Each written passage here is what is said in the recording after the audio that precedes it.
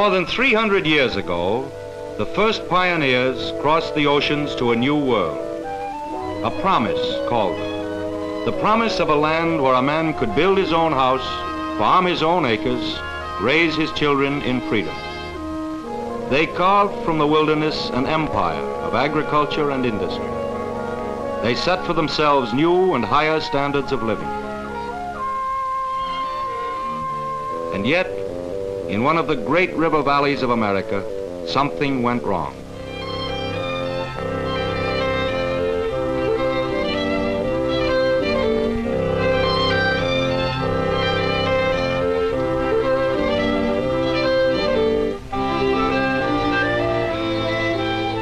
In the Tennessee Valley, 3 centuries later, the descendants of the pioneers were a neglected people, living in a ruined land. For these children, the hope and the promise were dead. For them, the only future was poverty, ignorance, drudgery, the struggle to scratch a bare living from the reluctant soil.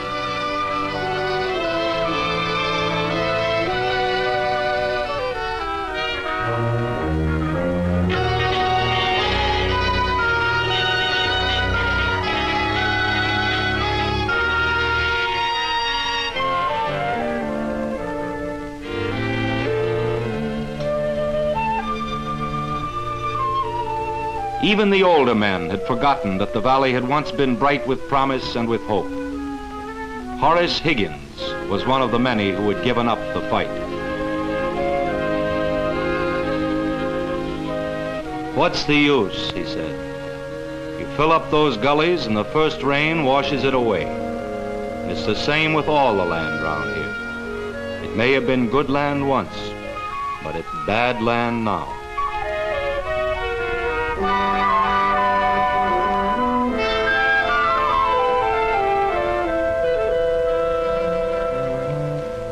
Bad land, hopeless land? Henry Clark wondered. Erosion, the scientists call it, the eating away of the soil, a destruction which began innocently when the early settlers cut down the forests, when the farmers, out of ignorance, plowed straight furrows down the hillsides.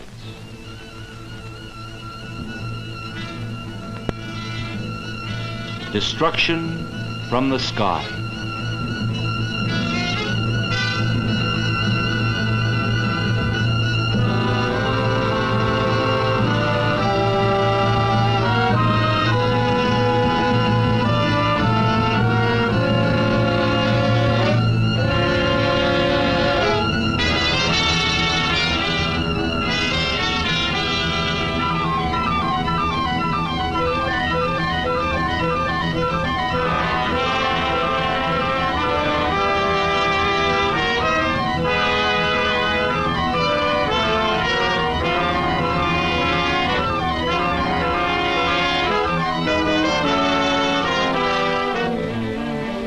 This is the way it was, year after year, in a forgotten part of the United States. This was the havoc caused by greed and neglect, and men working alone and unaided against the forces of nature. Farms, towns, industries smashed, hundreds drowned, thousands made homeless. The energies of the river running to waste, the energies of the people, too. Henry Clark's trouble was the trouble of 3 million Americans in the Tennessee Valley. It became the direct concern of 130 million Americans in the 48 states, a challenge to democracy and its ability to care for its own. The valley of the Tennessee River lies in the southeastern United States.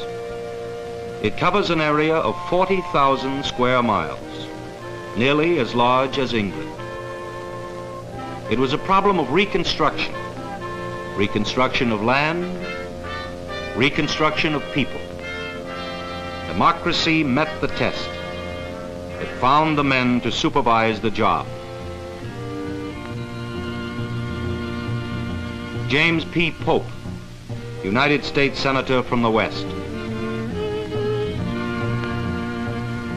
Harcourt Morgan, president of the University of Tennessee, who had worked out an agricultural program for the whole area. David Lilienthal, administrator and champion of legislation for cooperative electric power. George Norris, a great American statesman, who long had dreamed of regional planning, of setting up a national experiment in one region which could serve as a yardstick for every region. This was the plan: to chain the river through a series of giant dams, checking the floods. To open it to navigation from its mouth to its headwaters.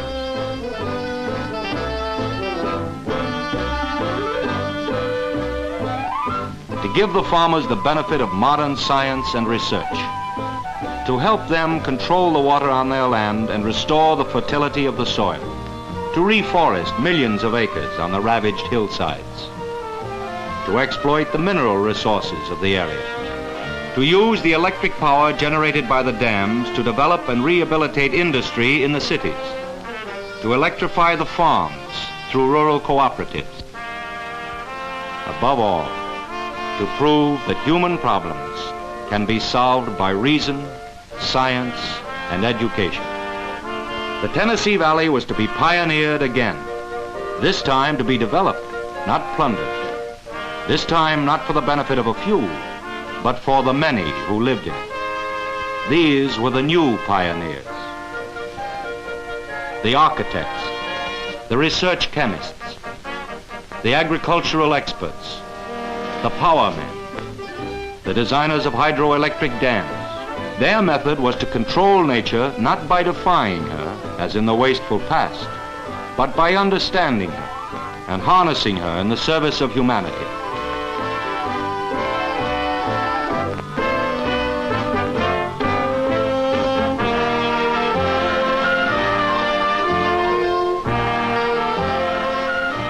In May 1933, a new chapter was written in American public policy when the plan was brought before the representatives of the people in Congress.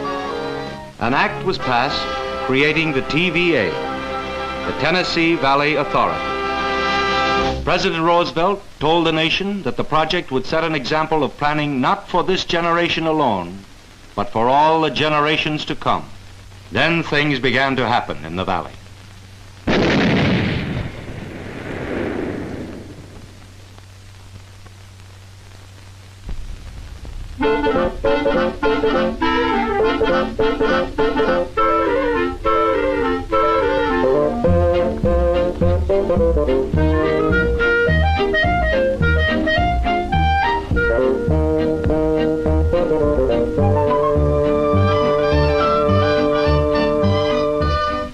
To many of the valley people, the plan was an intrusion.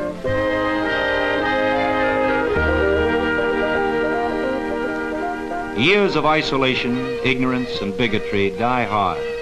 They said, let the government men do things with machines over the mountain. None of our business. But youth was more inquisitive, and the pioneer spirit was still alive. Over the mountain was something new, big, exciting.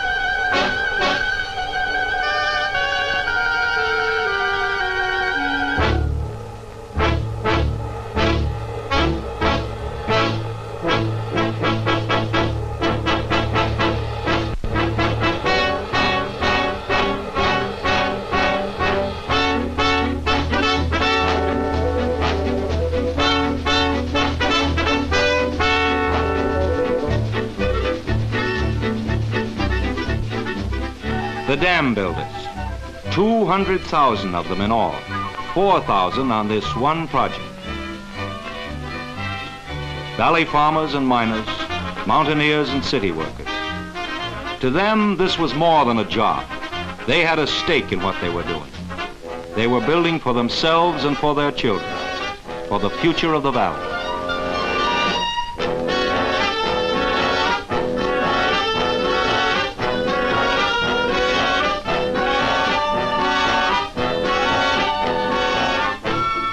As the months passed, the farmers started coming to the dams to see for themselves.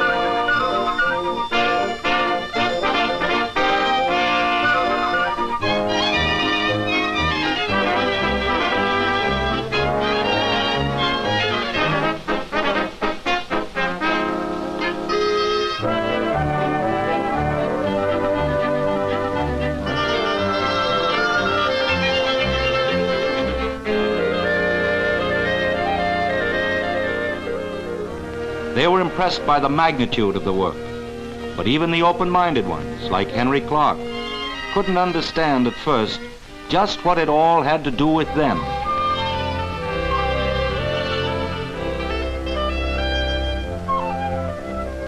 It was the business of John Warden, a TVA agricultural representative, to answer that. It has everything to do with the farmers, he said. The dams are just a beginning.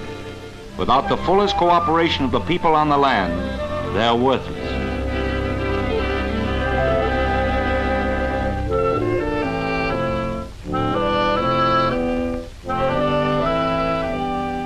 There were small meetings up and down the valley.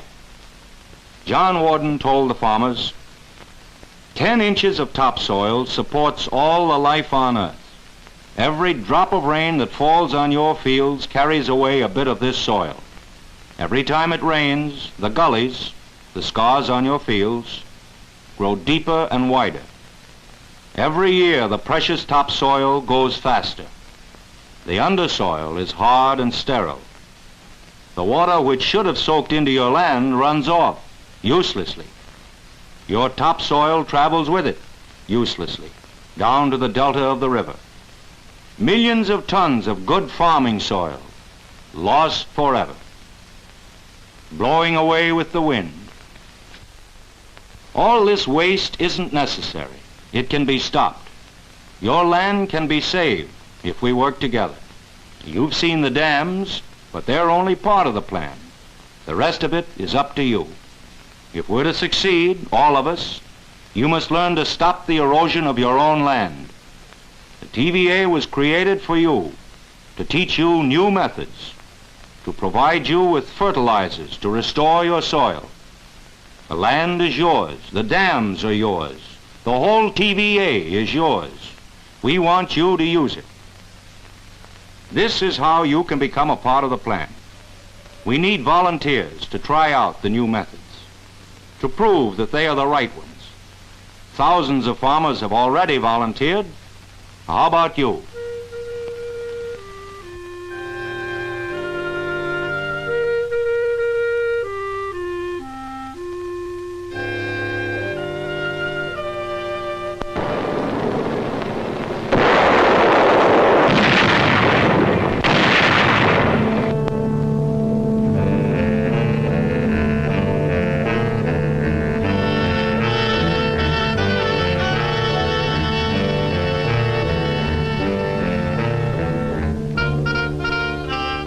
It isn't easy for men bound by habit and tradition to change their whole way of thinking.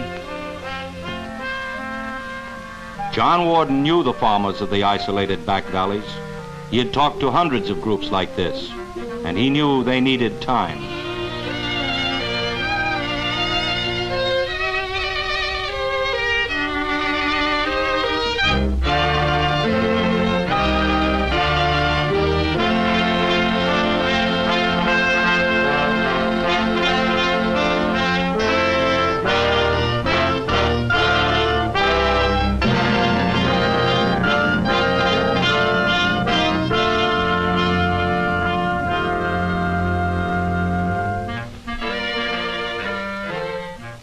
In signing with the TVA, Henry Clark became what was called a test demonstration farmer.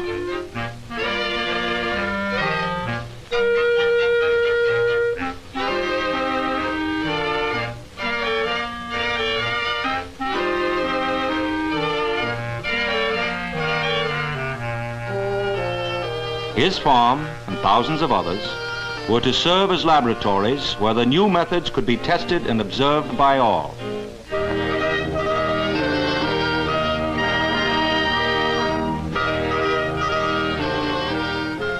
Using a terracer made available by the TVA, John Warden showed Henry the principles of contour farming.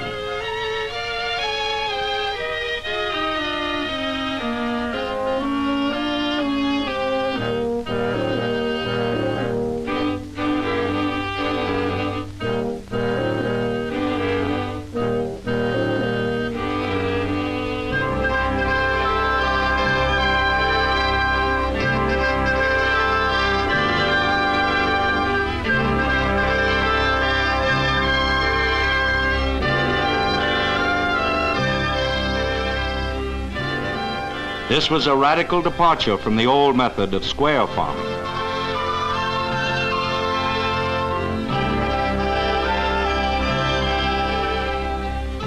Plowing by contour, Henry learned to follow the curve of the land.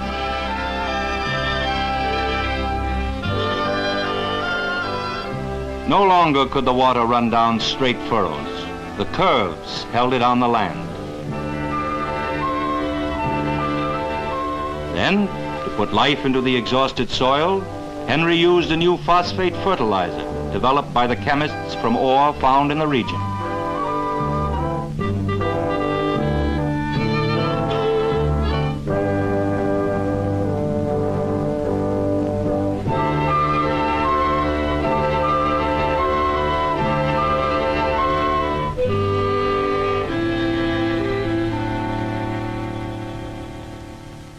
The first season, Henry's chief crop was clover.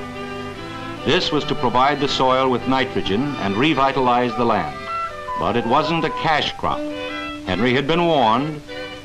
Still, when he made up his accounts at the end of the year, he couldn't help but feel, well, he'd sort of set his heart on that new tract.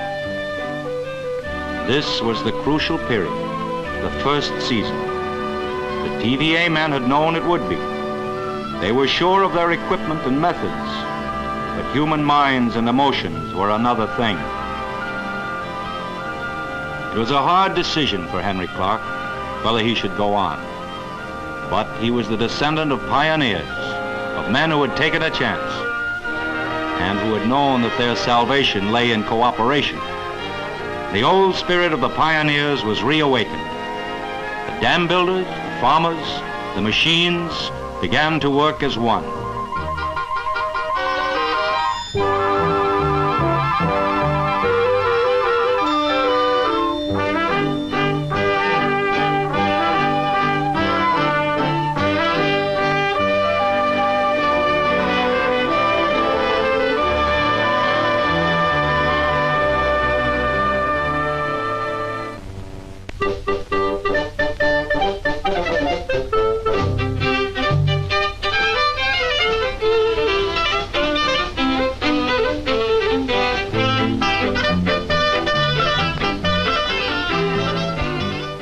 By the next year, there were results. Henry Clark had the best crop of tobacco ever grown in the county.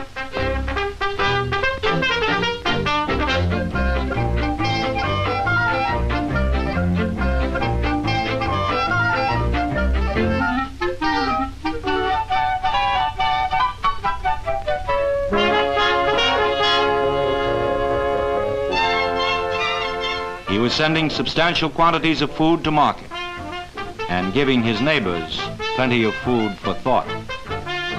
They came to see the new fertilizer, the new methods, and the student became a teacher. In the Tennessee Valley that year, 30,000 other demonstration farmers became teachers too. For the next year's harvest, Henry and his neighbors had a threshing machine, especially designed by the TVA experts for this valley. Each group of farmers had a machine. Each farmer had an equal right to its use. No longer was it one man alone against the drought and the flood. For the first time, they were acting together, cooperatively, for a common purpose. And even more important, a change was beginning to come into their thinking. For the first time, they were thinking in terms of each other, what they could accomplish together by working together.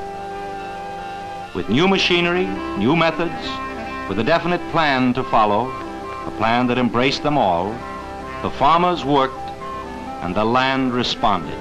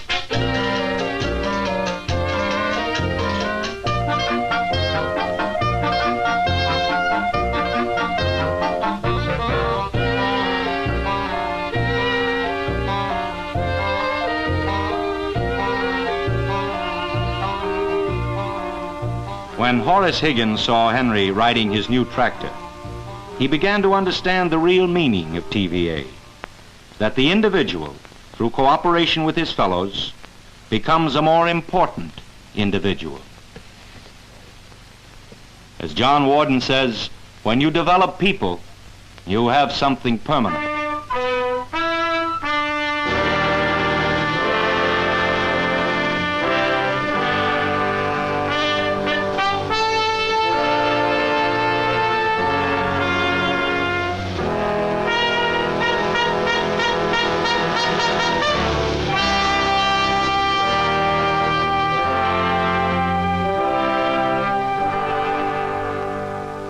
The development of people is the first concern of a democracy. In school, the children learn how to use the things that were built for them. They learn how the dams work. Up in the mountains on the tributary streams, high dams back up reservoirs against the time of drought, releasing the water when it is needed, holding it in check when the rains come. Down the Tennessee River itself, wide dams control the water step by step. Instead of the alternate floods and drought, water can now be dispatched as trains are dispatched on a railroad system.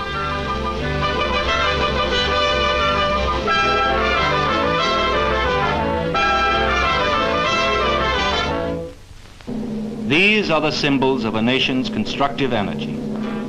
Douglas, Guntersville, Cherokee, Wilson, Pickwick Landing, Chickamauga, Hiwassee, Fontana, Hales Bar, Watts Bar, Fort Loudon, Wheeler, Appalachia, Norris. Built for and owned by the people of the United States.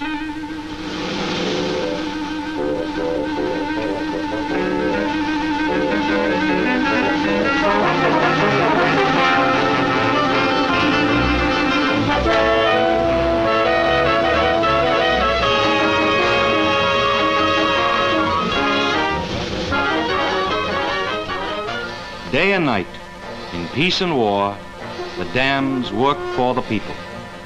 Power for the factories, power for new industry, power to run 1 million machines, turning out aircraft, tractors, textiles, engines, shoes, fertilizer, aluminum.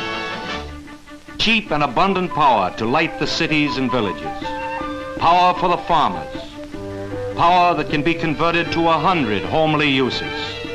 Power working tirelessly, endlessly, raising standards, reducing drudgery. Power in the hands of the people.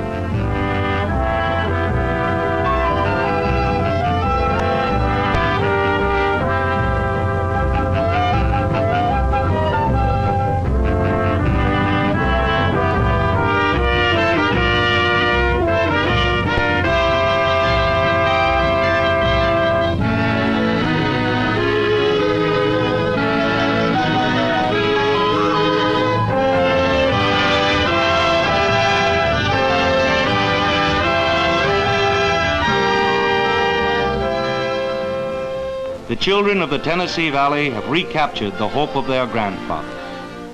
They have learned that the TVA is indeed a yardstick, a measure of what men can build in peace, a measure of the stature of a new and better world, a world with dignity, work, and hope for all, a world a child can walk into.